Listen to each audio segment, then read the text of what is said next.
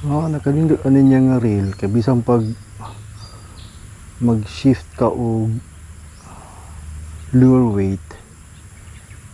Para ginina nag 8.5 grams ko.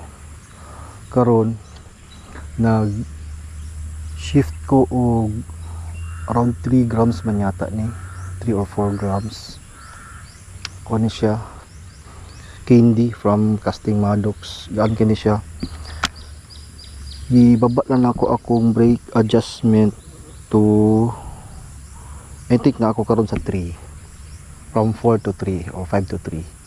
So wala na ko ilaing i-adjust, kato lang. Layo na siya nga labay considering very light lure ni.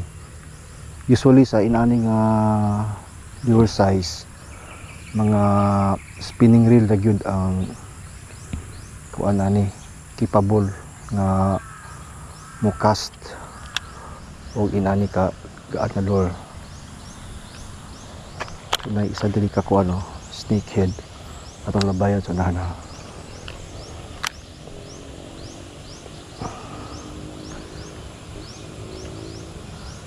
So considering na bait cast reel siya, tapos